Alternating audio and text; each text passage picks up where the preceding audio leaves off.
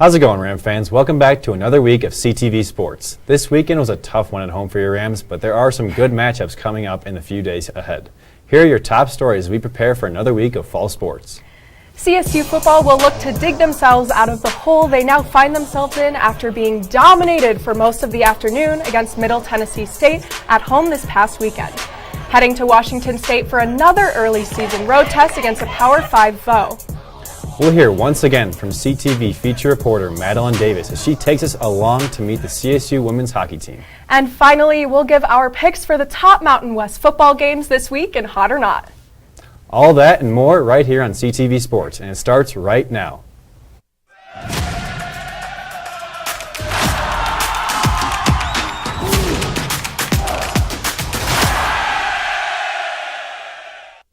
Well, Rams, college football has returned to Fort Collins, even if it wasn't the ideal sunny day to prove it. But a little rain didn't stop tailgaters and CSU faithful from coming out and showing off their green and gold pride. The student section was loud and alive, battling the rain and cold and contributing to a home crowd of 27,000 plus strong. And even with the Michigan loss 7 days ago, Jay Norvell made it clear that he liked some things and hoped to transfer them over to Middle Tennessee. And evidently, CSU fans believed him. Now, before I break this game down, I want to make one thing very clear. I do not blame Norvell and his coaching choices for what I'm about to throw your way. He was just as surprised as the rest of us to see the lack of fundamentals in the first half of the game. Norvell has been emphasizing the idea of simplifying the game during practices so that it'll hopefully carry over to days like Saturday, but that is yet to be the case. Colorado State finished with just 246 yards of offense, 256 of those being throwing yards. Yes, you heard correctly. CSU finished with negative rushing yards. Although Millen threw 2 picks, he did connect well with his main target, Torrey Horton, who hauled in for 9 catches for almost 200 yards before the evening was done. Speaking of Millen's passing game, this is one of those picks. Yeah, you are looking at the first play of the game, folks, just 9 seconds into the first quarter. Trey Fluellen with the interception, returning it 32 yards for a Blue Raiders touchdown. This turnover was just the first insult to injury as the Rams turn it over twice more in the first 30 minutes of contention. This lack of possession time, stupid mistakes, and weak defense combined for a 27-0 score at half. My goodness, the Rams failed to score in the first half last week against the Wolverines. Who knew it happened again to Middle Tennessee State? At least that was Michigan, but now a fresh D1 team. Not only did the offense fail to reach the end zone until the third quarter, but the O-line has now given up 15 sacks in just 2 games. 9 of those coming from the Raiders on Saturday. Hey, let me give MT some credit. They managed to come out hot right out of the gate and take advantage of this slow start for the home team, and a slow start it was for sure. But halftime was worthwhile as it really emphasized the poor performance all around. CSU faithful, Jay Norvell, and all on the field were aware that something must change if they were to avoid a shutout loss. And although they were able to put points on the board, 19 was not enough to match up against the 34 MT put up before the clock struck 0. Before the Rams officially took the L, though, Millen was able to find Torrey Horton not once, not twice, but 3 times in the third quarter. The first pass covering 48 yards, while Horton just barely managed to secure it in the end zone. The second pass being just short of 50 yards, beating out the Blue Raider defense to run it in for the last 20. And last but certainly not least, a 3rd and 15 red zone touchdown with help from a bullet from Millen. Regardless of the fact that it did not end in sunshine and rainbows, this game made Horton just the 9th Ram in school history to have 3 touchdown receptions in a single game, the first since Preston Williams in 2018. Next up for the Rams, they travel northwest to face Washington State up in Pullman. This will be a huge make-or-break game for Jay Norvell and his Rams. But Mike, I noticed a scary win by Washington State over the weekend. What can you tell me about it? Well, Ella, after that tough loss against Middle Tennessee, CSU football looks to bounce back this Saturday against a very dangerous Washington State team. Don't believe me? Well, just last week, the Cougars knocked up number 19 ranked Wisconsin on the road. It was a close one all game, and both sides showed off their stout defenses with the final score being just 17-14. Washington State was trailing for most of the second and third quarter, but that was before signal caller Cameron Ward dumped it over to running back Nakia Watson, a former Badger, who ran it in for the eventual game-winning score. The score doesn't tell the full story, though, as the Badgers led in almost every category that matters. First downs, total yards, and time of possession were all well in Wisconsin's favor. However, look at the penalties. The Badgers had more than double the amount, gifting the Cougars with triple-digit yardage. Having the higher number isn't a good thing, and Wisconsin found that out the hard way. Washington State looks to continue their perfect start against the Rams this upcoming Saturday. Hopefully, Colorado State can thwart that, as we saw some flashes of greatness from the Rams these first 2 weeks. Third time's a charm, right? So let's see if they can finally put it all together for a full 60 minutes. Well, that's enough for football. Why don't we switch gears and talk about a program that has a little more success this season? Ella? Thanks, Mike. So Sunday afternoon actually brought that Colorado sun back, along with a lot of sweat and determination to finish out CSU's soccer match versus the University of Denver. And unlike some other games this past weekend, this one was close from start to finish. By the time the last minute of play came around, the score was all knotted up at 1, with each team's goal coming relatively early in the first half. Both sides were hunting for that game winner, and that is exactly what the Pioneers found. With just 41 seconds remaining, Denver midfielder Sammy Feller booted a long ball skillfully over the Rams' defense and past goalkeeper Emily Gavillet for her second tally of the afternoon. Even though Feller injured herself in the process, she took one for the team to ultimately give Denver the win 2-1. The loss is the second for the Rams, joining the Utah Utes back in late August. It also ends a 3-game win streak, and due to some early mistakes, this one stings a little. Early on, goalkeeper Gavillet had a mild bobble inside her box, giving almost a complete freebie to Feller early and forcing the Rams to produce a much-needed retaliation point. Not only was it a hard goal to swallow, but it also ended a Gavillet shutout streak that she had gained the past 2 matches, keeping the net clean for 225 minutes before Sunday's mishap. And if that wasn't enough, another big issue for the green and gold was Denver's size.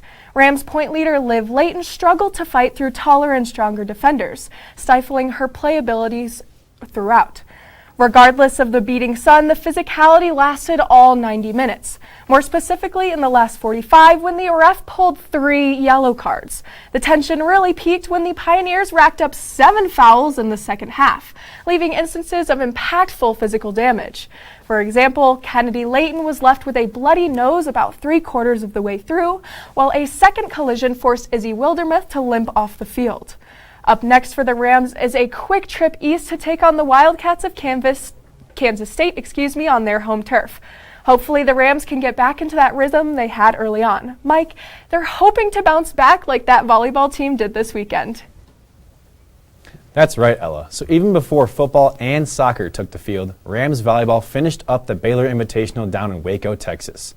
After falling 3-0 to again the host, number 15 Baylor on Thursday, CSU rebounded with authority just 16 hours later, recording a sweep of their own and outscoring Evansville by 26 points. But the real highlight was Arizona State that same day. Things started rough for CSU, getting scrunched in the first set 25-15 before again losing the second set in a nail-biter 26-24. But boy did the Rams resurge.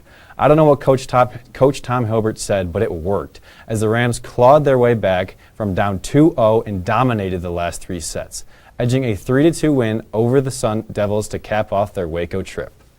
And that wasn't only the merrier, as the Rams return home for a big one this Thursday. Do I sense a rivalry brewing? CTV Thursday Night Sports reporter Leah Cackowski joins us in the studio to preview the CSU-CU upcoming volleyball match just 2 days away. Take it away, Leah.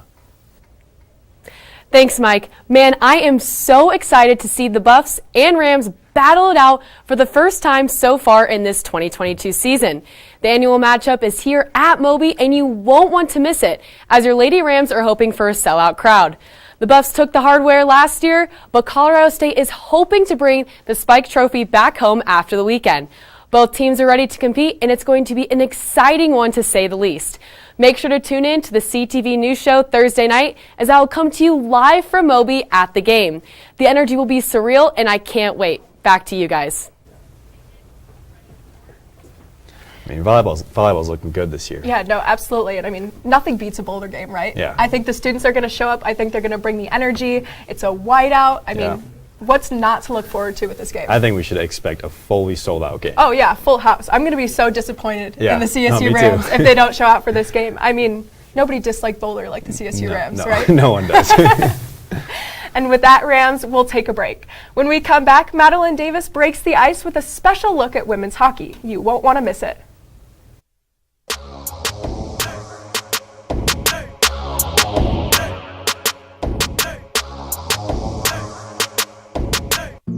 Jason, let's go see your room.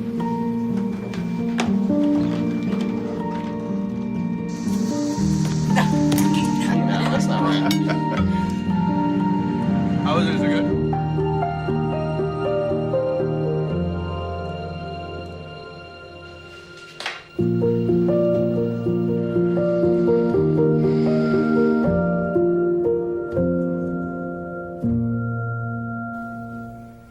Welcome back from the break, Ram fans. I'm Ruby Kayser. Well, you just heard updates regarding the big 3 fall sports, but here at Colorado State, there are so many others. In fact, one of these under-the-radar clubs is gearing up for the season that's just 17 days away. Feature reporter Madeline Davis joins us to discuss CSU's own women's hockey team. Madeline? Thanks, Ruby. The CSU women's hockey team is gearing up for their upcoming season, which starts Saturday, September 30th, down in Denver against the DU Pioneers. I got the opportunity to speak to them last week to get the inside scoop on everything Ram fans need to know. It's no secret that Colorado is a hockey state. And while CSU may not have an NCAA sanctioned program, that hasn't stopped these women from strapping on the pads and lacing up their skates anyway. As a women's hockey club, we are an ACHA D1 club, so we do play at the Division I level of the ACHA League, which is a national collegiate league. Being part of a D1 club team comes along with a high level of commitment and an intense training schedule. So we're on the ice twice a week for an hour and a half. So that takes place both Tuesday and Thursday, hour and a half practice, and then on Wednesday is our team workout, which we have an hour at the Glen Morris Fieldhouse here. This high-level training is all part of a plan to prepare this team for an intense upcoming schedule. We also play a lot of big-name teams like Michigan State, University of Massachusetts, University of Minnesota. Arizona State is also in our conference. We travel a lot, and we play a lot of competitive teams that do have a bigger name than we do. While the team is highly established now, it wasn't that long ago that this program was on the brink of becoming non-existent. You know, my goal has been to build this program. When I would talk about CSU hockey and just around the state, around the rinks, you know, I got a lot of looks that said, "Oh, I didn't know CSU had a women's hockey team." Over the past 4 years, Coach Watts has done a great job at reviving the program, and everyone is really excited. We have a big influx of young talent this year. Something I've kind of been working towards with this program over the past handful of years here. Our program has continued to grow over the few years that I've just been here. I mean, I barely knew there was a program when I joined as a freshman, and now we have almost 30 people playing for us. The team's first home game will be Saturday, October 8th, and Coach Watts just wants one thing. Oh, just show up. That's all I need. That's all I need is just to show up and support the players here. It goes back to the personalities I have in that locker room right now. They want it for themselves. They want that notoriety, and I've got a group in there that couldn't be more excited to do all that and put themselves out there. We have men's teams that everyone talks about, but I think the women deserve a chance to be seen too.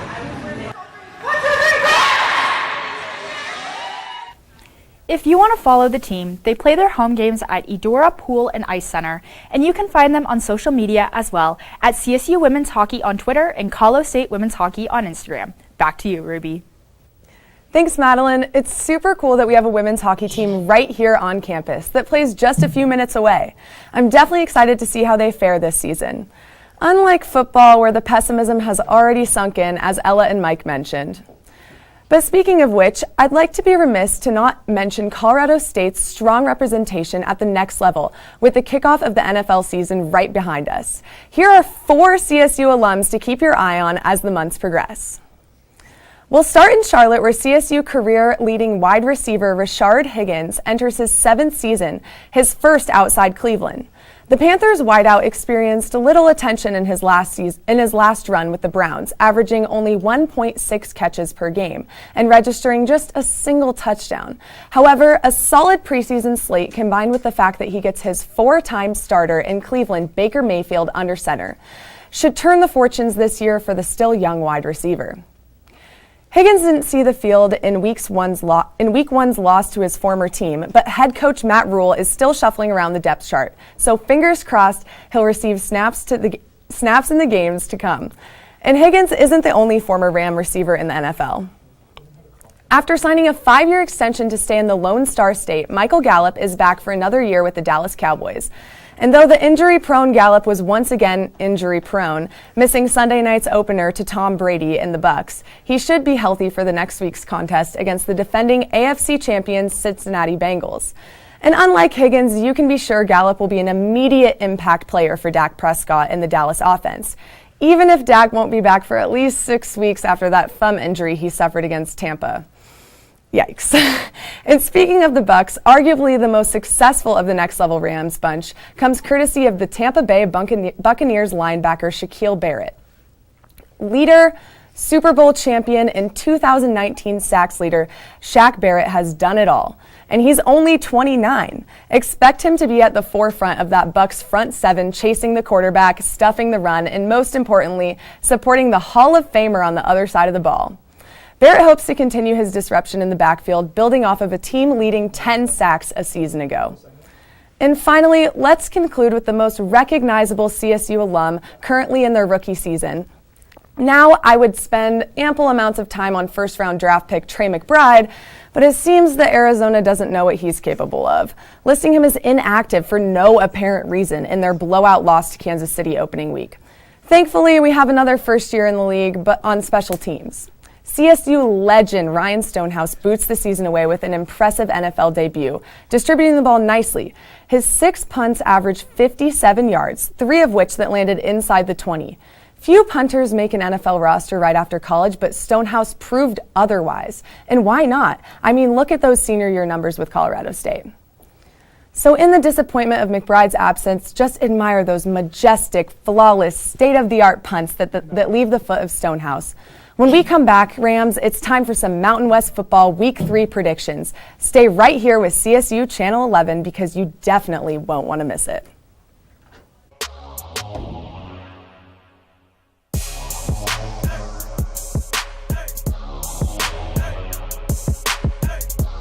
This is CJ, the CEO of CJ's Produce. I'm the muscle, she's the brains. It works. My great-grandfather has owned the Brantley Estate since the early 1950s. It has stayed in our family, and we're trying to make him proud.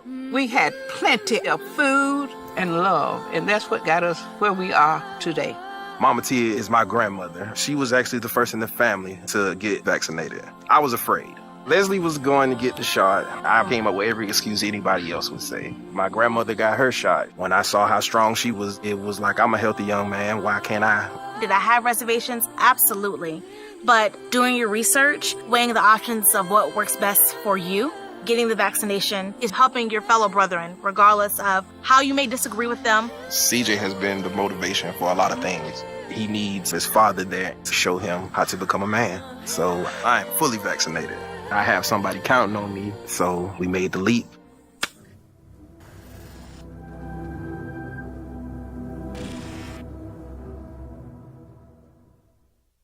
Welcome back from the break, Rams. I'm Brandon Cruz. Tonight, we, and I mean them, will be making some Mountain West football selections for the weekend. We have 5 games to pick. I'll be the moderator, so let's get right into it. First off, guys, we have Colorado State at Washington State. We mentioned it earlier in the show. I will say Dante Wright for CSU is transferring, so he will not be available. Washington State, as you said, impressive win on the road against Wisconsin. They did beat Idaho by only a touchdown, though. Ella, we'll start with you. Who wins this game? Well, I know you guys aren't going to like my opinion, so I'm glad I'm starting off to get it out of the way. I think Washington State is going to take this one. No problem. And that sounds really pessimistic, But I have a really big issue with the way CSU is playing these first 2 weeks, and I just don't think the third week is going to be a charm. The last time these two teams saw each other was all the way back in 2013, and the Rams had to put up almost 1,000 yards to win by 3 points, to win by a field goal. We put up 260 yards last week, and we got whooped. That is the issue that I have. I don't think Fort Air Raid is going to come out with this one yet, and it's on the road. I just don't see it happening.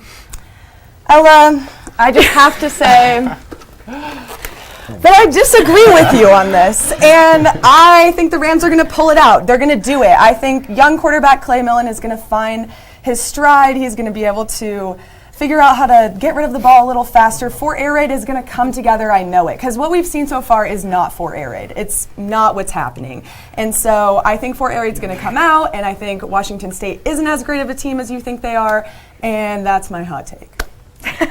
In my personal experience, Wisconsin has lost a lot of bad games that they shouldn't lose, so I think this is just a fluke for them, and I don't think Washington State's really that good. So I think CSU is going to take this one in Pullman. It's going to be a big upset, and CSU campus is going to go wild.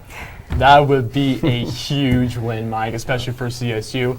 Madeline, Leah, we'll turn it over to you guys. Madeline, who do you have?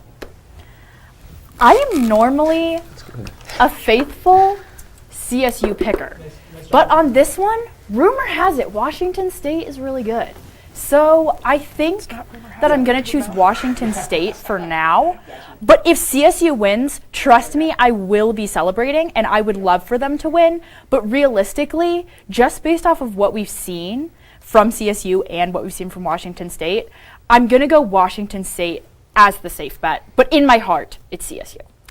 You know, for me personally, I got to err on the positive side. I got to root for CSU. You know, they haven't had an 0-3 start in, I think, over 10 years, and I'm just not going to let that happen. So I think Colorado State is going to take this one. They're going to shock a lot of people. Washington's definitely going to underestimate us, and they don't have the right to do that quite yet.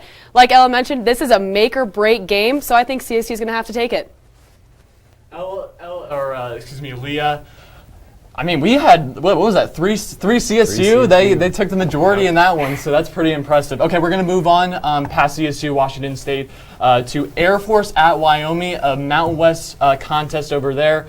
Air Force has had an impressive start to the season. They're 2-0. Their rushing attack has proved lethal. And it seems like they're the real deal in the Mountain West. Wyoming, I mean, they got dump trucked by Illinois, 38-6. They have won the last two against Tulsa and Northern Colorado. They are playing at home. Ella, who are you taking in this one? You can make the argument, oh, Illinois is a Big Ten team. Wyoming was going to lose to them no matter what. Illinois should not be a Big Ten team. Let me just put that out there, first of all.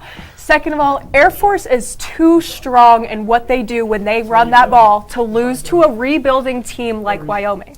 I know Air Force is going to take this one easily, and that sounds very extreme, but Wyoming just doesn't have what it takes this season to win. They just don't. And I think Air Force is going to, I think they're favored in every single game that they have on their schedule this season. And I don't think Wyoming's going to be that team that upsets them. I just don't. Maybe down the road, maybe we'll see a good game with CSU with them, but not Wyoming. Ella, I'm going to have to agree with you on this one. Go Falcons. I think the same thing. I think their rushing game is great. They had 174 yards on 24 carries against the Buffs. And they had 3 TDs on the ground, which is huge. I think that they're just going to be unstoppable. We can't have stinky Wyoming win this game. I'm sorry. I'm going to have to go with the Falcons, Colorado team, and then we can match up against both of them. So. Yeah, you know, I'm odd one out here. I'm going to go Wyoming. Last year, the game against Air Force gave me a bad taste in my mouth. So I'm going to go with Wyoming here with the upset. I'm not the majority here, but I'm going Wyoming. You know, Wyoming, I still have confidence in them. They'll pick it up. Air Force, I mean, I would hate to be a wide receiver on Air Force, by the way. Like they just run and run and run. Right, yeah. It's worked so far. Yeah. So we'll turn it over to Madeline and Leah for Tennessee Martin at Boise State. I will say Tennessee Martin is 16th ranked in the FCS. They're a sleeper team. Yes. They are a sleeper team. They're Absolutely. Good. They're good. Boise State coming off a 17-point win against terrible New Mexico. Madeline, who do you have in this one? So my logic for this one is basically the fact that I have never even heard of the other school. So logic normally says if I haven't heard of the other school, but I have heard of Boise, Boise's probably going to win. And to my knowledge, from everything that I know, Boise's got a pretty good football program, and they have a blue field, so Boise State. You know, I'm going to have to completely agree with you on that one. And, you know, like Brandon mentioned, last I heard, Boise State is actually #1 in the Mountain West from their outstanding win over New Mexico. So, I mean, there's your stat right there. Boise State's taking this one all the way. Madeline, have you ever heard of South Dakota State? Last year? No. There's your point. Exactly. So now Boise State does have a loss on the year. It was to Oregon State by a field goal. So they did keep that one. Well, that's a school I've heard of. That was a great game, though. I Yeah. will give Boise credit. They held with that one for sure. Yeah. Yeah. All right, moving on to our second to last one. We have Nevada at Iowa. Iowa, I'm going to be honest, guys. I don't even think Iowa can score a touchdown. In their first game, they had a field goal and 2 safeties for 7 points. That first game was so sad. It's so sad. They did score a touchdown against Iowa State, but they lost 10-7. Now Nevada lost to Incarnate Word by 2 touchdowns, gave up 55 points to them. Iowa has a stout defense. Ella, who wins this one? In my opinion, this is going to be an incredibly strange game. I don't know what to expect from either of these teams just because of the start that they have had on the season. Iowa and the teams they have faced have 27 points combined up until this point. That is crazy considering the game that we faced in Iowa last year. Nevada, they lost to an FCS team. That is embarrassing. That is really, really sad. But just because I'm more familiar with Iowa and the Big Ten, I know they're a strong team that has just been iffy so far. I have to go with Iowa. I am not going to lose faith in them until they lose to Nevada. So for right now, I'm going to say go Hawks. Yeah, I'm going to have to agree with you there. I feel like it's going to be one of those, call it battle of the bad teams. And honestly, some of those make up for pretty good games. The king of the losers. They might be pretty evenly matched. This might be a pretty good football game to watch, and I'll be curious to see how it goes. So I'm going to have to say go Hawkeyes. And also, if you know what a Hawkeye is, I think it's a bird. Please let her know. I would like to know, but go Hawkeyes. And are they really yellow and black, right? Yeah, who knows? Honestly, I'm that. I'm also going to go Iowa. I guess we're going 3-peat in Iowa here. You know, I've just seen them against Big Ten competition. I'm seeing Nevada against, I don't even know the team you just named, so I'm definitely going to go Iowa in this one. Iowa, I mean, Ella, Iowa's not that bad. Like, they still have a good defense. I feel bad for over-exaggerating how... Sixth in the nation right now. Yeah, their defense is really good. It's just a matter of they can score on the other side. Yeah. So, yeah, very interesting matchup there. Okay, our last one of the evening is Fresno State at USC. Fresno State preseason polled favorites to win the Mountain West. They gave number 11 Oregon a scare last year, only losing by a touchdown, and their quarterback, Jake Haener, has been terrific, over 300 passing yards in his first 2 games. USC, though, their new head coach, and Caleb Williams at quarterback, pretty amazing offense over there. Madeline, Leah, we'll start with you. Who wins this one? Yeah, so honestly, the fact that Fresno is favored to win the Mountain West, that surprises me. I would have chosen Air Force if I'm being honest. I think Air Force is stronger than Fresno State in my opinion. I mean, USC, they're just good. They've always been good. They're just a good football school. They're just a good sports school, let's be real here. So I'm going USC.